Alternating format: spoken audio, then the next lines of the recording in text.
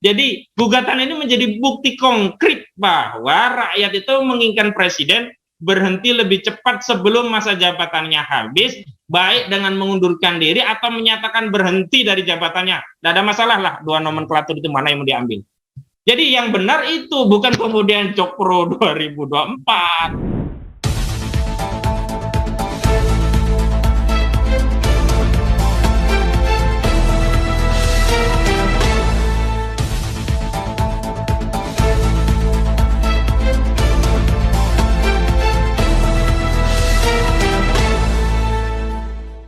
Bang Ahmad Fazinuddin ini tadi sudah dilemparkan ke Bang Ahmad nih, Ya, masalah teknis dari gugatan pada presiden nih, gugatan perdata terhadap presiden ini.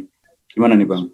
Bismillahirrahmanirrahim. Jadi begini, yang pertama memang ada sejumlah warga negara yang peduli terhadap kondisi bangsa, dan kepedulian termasuk keprihatinan mereka itu coba disalurkan sesuai dengan konstitusi agar tidak sekedar menjadi kepedulian yang tidak berarti begitu, atau dalam tanda petik hanya sekedar ngerasani penguasa.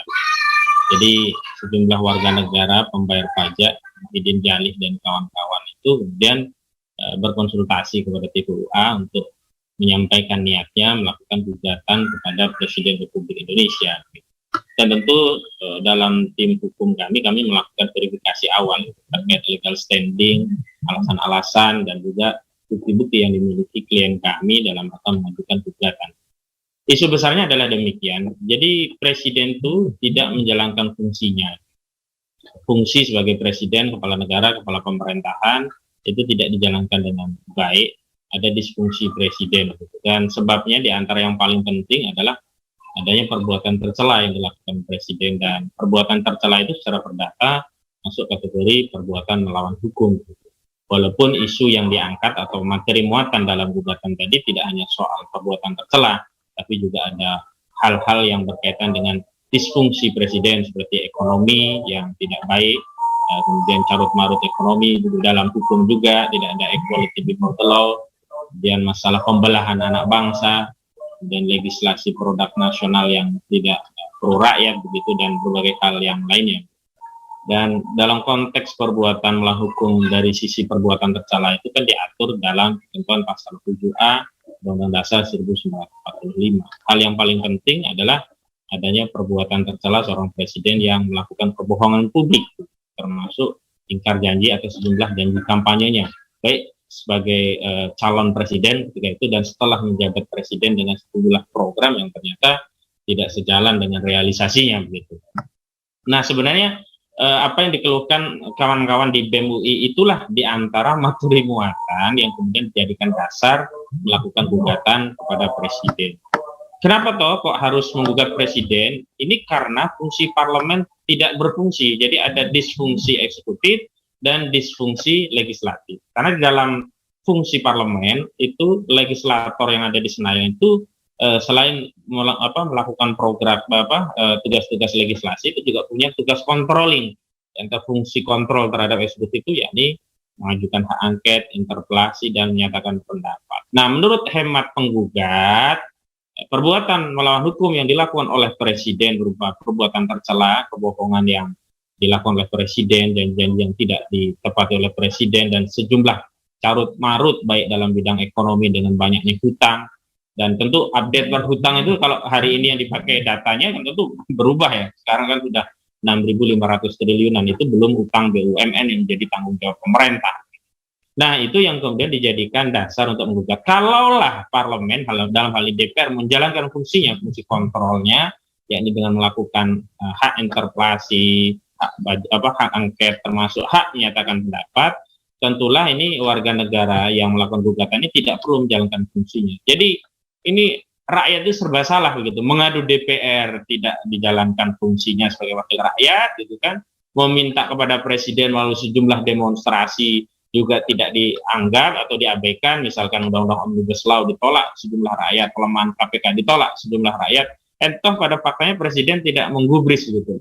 Padahal kan ketika undang-undang KPK dirubah, Presiden keluarkan Perpu untuk membatalkan pelaksanaan undang-undang perubahan tadi kan selesai sebenarnya. Tapi saat itu Presiden tidak melakukan itu. Berarti kan desain kelemahan KPK itu ada juga di kewenangan Presiden dengan tidak maunya Presiden menerbitkan Perpu untuk membatalkan undang-undang KPK perubahan, undang-undang 19 tahun 2019 ketika itu. Nah, karena sudah buntu mengadu kepada Presiden melalui demonstrasi yang katanya kangen di demo, tapi begitu di demo Presiden pergi untuk nengok itu kan, dan mengadu ke DPR juga di demo berulang kali juga tidak merespon dengan baik, tidak menjalankan fungsinya. Nah, maka rakyat ini mencoba mengadu kepada hakim, kepada pengadilan tentang adanya perbuatan melawan hukum terhadap Presiden Joko Widodo. Sebagaimana disampaikan Bang Egy tadi, memang di dalam proses mediasi tanggal 1 Juni dan kemudian dilanjutkan beberapa tanggal 12 Juni kalau nggak salah, karena pengadilan negeri itu kan di lockdown itu karena adanya pandemi COVID ini, sehingga proses mediasi lanjutan itu dilanjutkan pada tanggal 5 Juli. Sementara untuk gugatan DPR itu dilanjutkan pada Selasa 6 Juli. Nah, di dalam mediasi itu kami kuasa hukum dari rakyat yang menggugat Presiden itu tidak kemudian mentang-mentang gitu, tidak memberikan opsi kepada Presiden. Makanya di dalam proses mediasi itu ada 3 opsi yang kita tawarkan. Opsi pertama, Presiden mengundurkan diri dari jabatannya sesuai dengan tuntutan dari gugatan. Nah, kalau opsi pertama ini yang diambil, tentu ini menjadi jalan pintas bagi penggugat untuk segera melapor kepada MPR, dan kemudian MPR mengadakan sidang istimewa untuk menindaklanjuti pengunduran diri Presiden. Tapi kalau Presiden enggan mengundurkan diri, kami juga berikan opsi yang kedua, yakni Presiden menyatakan dirinya telah melakukan perbuatan melawan hukum, yakni berupa perbuatan tercela. Artinya Presiden ngakulah sering bohong, sering ingkar janji, dan seterusnya. Maka kalau opsi kedua ini diambil, tentu kami akan segera menghadap ke DPR, baik secara langsung melalui DPR, atau menjadi materi muatan yang memperkuat gugatan terhadap DPR, agar apa?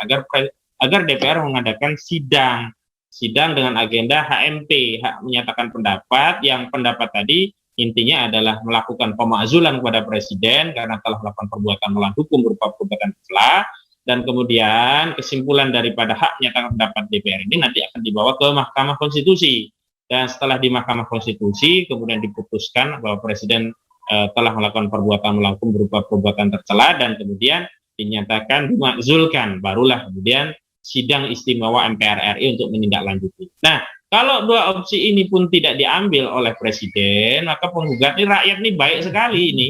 Jadi rakyat tidak kemudian memaksa mundur, tidak juga memaksa untuk menyatakan telah melakukan perbuatan tercela berupa kebohongan, tapi meminta Presiden untuk taubat. Nah, tadi taubat yang disampaikan oleh Bang Egy, di antara syarat itu ada 4 syarat yang kami sampaikan dalam mediasi. Mudah-mudahan ini juga dibaca oleh Presiden, karena yang lalu kuasa hukum tergugat, yakni Presiden, itu meminta waktu 2 minggu. Kami merasa bahwa 2 minggu cukuplah untuk menjalani birokrasi agar surat tawaran mediasi itu bisa sampai ke meja Presiden itu. Karena kita juga khawatir seringkali banyak dokumen penting negara itu tidak dibaca oleh Presiden gitu. Khawatirnya nanti dalam hal mediasi ini juga tidak dibaca oleh Presiden, kemudian terjadi kegagalan mediasi, bukan karena Presiden tidak mau, tapi karena tidak membaca gitu. Nah, di dalam tawaran tobat itu ada 4 syarat. Yang pertama, kita meminta kepada Presiden Joko Widodo untuk menghentikan kriminalisasi kepada ulama dan para aktivis. Bahkan limitatif kami sebut beberapa nama, misalkan Habib Muhammad Rizik Syihab agar dibebaskan, Gus Nur agar dibebaskan, Ali Baharsah agar dibebaskan, Syah Ganda Nenggolan agar dibebaskan, Jumhur Hidayat agar dibebaskan, dan yang lain-lainnya. Itu syarat yang pertama sebagai bukti bahwa Presiden benar-benar bertaubat. Yang kedua, Presiden kemudian menghentikan kriminalisasi terhadap ormas Islam. Karena itu kita meminta agar Presiden mengaktifkan kembali ormas Islam yang telah dicabut dan dibubarkan. Dalam ini HTI dan Front Pembela Islam, Pembela Islam. Kita minta kepada Presiden untuk mengaktifkan kembali HTI dan FPI. Syarat ketiga, karena salah satu materi muatan dalam gugatan itu adalah banyaknya produk legislasi yang tidak pro rakyat, seperti Bang Egy sampaikan tadi, Undang-Undang tentang Cipta Kerja 11/2020. Ini kita minta Presiden segera menerbitkan Perpu untuk mencabut keberlakuan Undang-Undang Nomor 11 Tahun 2020 tentang Cipta Kerja. Ini Omnibus Law tadi yang banyak merugikan rakyat dari 11 klaster yang mengatur tentang berbagai persoalan secara keseluruhan melalui satu produk legislasi. Ini kan banyak merugikan rakyat. Dan kerugiannya itu jelas.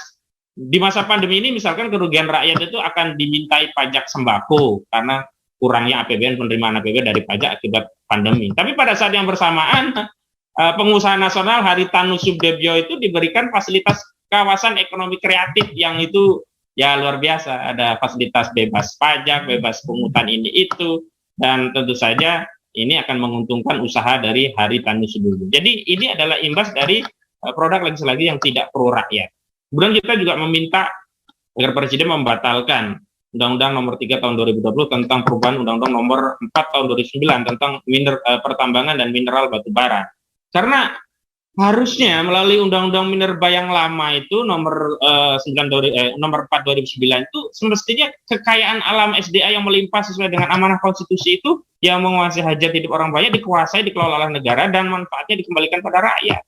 Tapi dengan Undang-Undang Nomor 3 Tahun 2020 tadi, jadi komitmen kontrak karya yang habis itu yang kemudian harusnya kembali kepada negara, dan negara memprioritaskan penugasan BUMN untuk mengelola sumber daya alam kita, tambang-tambang kita, justru dikonversi langsung dalam bentuk IUPK, izin usaha penambangan khusus. Jadi kontrak karyanya habis, dikonversi jadi IUPK, dan bahkan di sana juga ada semacam royalti 0%. Ini kan ngawur gitu loh. Negara benar-benar mengobral nih sumber daya alam. Nah, kita minta batalkan undang-undang itu. Dan sejumlah undang-undang yang lain, termasuk kita meminta kepada Presiden, syaratnya taubat itu adalah untuk menghentikan pembahasan rancangan undang-undang HIP yang kemudian diubah menjadi rancangan undang-undang BPIP. Gitu. Dan yang terakhir ada hal yang sifatnya ini terkait emosi masyarakat, terkait kewajiban masyarakat khususnya umat Islam, yakni kita minta kepada Presiden untuk sungguh-sungguh mengelola masalah haji ini, dan kemarin itu kita minta agar mencoba untuk bernegosiasi dengan Arab Saudi, kalau bisa dapatlah kuota berapapun begitu, karena ini kan fardu gitu. Bagaimana sesuatu yang wajib kok bisa diabaikan gitu? Kalaupun tidak semuanya ditunaikan, paling tidak ada sebagiannya yang bisa dilaksanakan.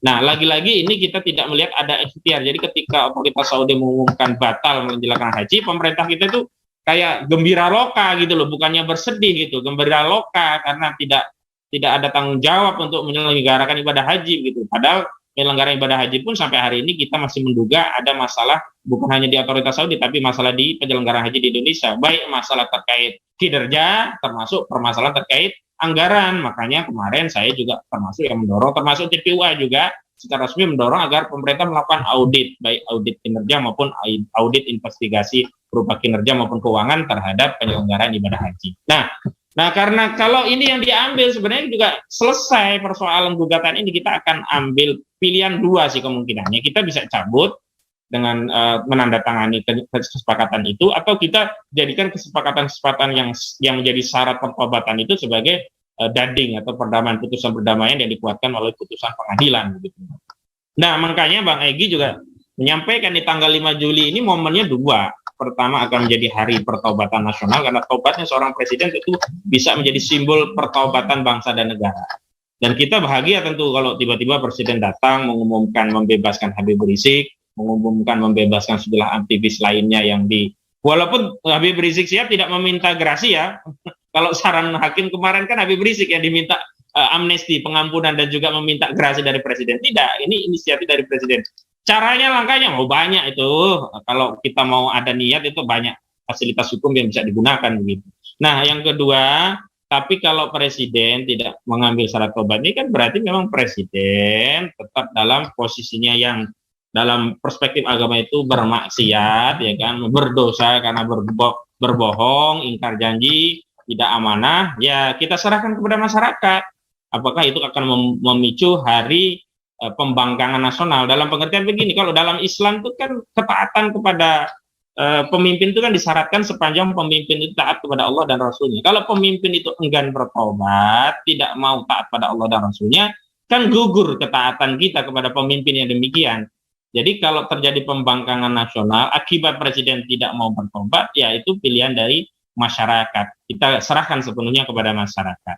Nah, yang paling penting dari proses ini adalah semakin gugatan ini semakin kemari itu berbagai fakta-fakta yang ada di tengah masyarakat itu semakin menguatkan materi gugatan. Yang terakhir misalkan BEM UI yang membuat poster presiden dengan mahkota dan ada cap bibir merah, presiden dianggap king of the lip service, the king of lip service. Itu kan menguatkan materi gugatan kami yang menyatakan presiden itu telah melakukan perbuatan tercela berupa banyaknya kebohongan dan ingkar janji begitu.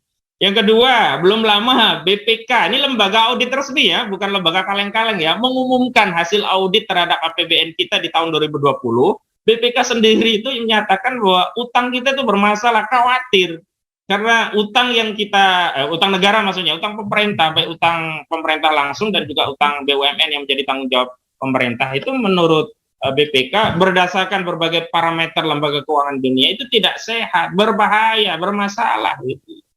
Tapi lucunya Bappenas ya kemudian mengomentari itu katanya negara lain yang lebih rendah dari kita juga banyak. Jadi ini logika yang menurut saya bukan logika seorang negarawan gitu. Logika ya buzzer gitu loh ya, hanya cari dalih gitu. Nah, saya kira banyaklah fakta-fakta yang semakin kemari semakin menguatkan bahwa presiden itu disfungsi dalam menjalankan peran tugas pokoknya sebagai kepala negara sekaligus kepala pemerintahan. Jadi semakin relevan gugatan itu.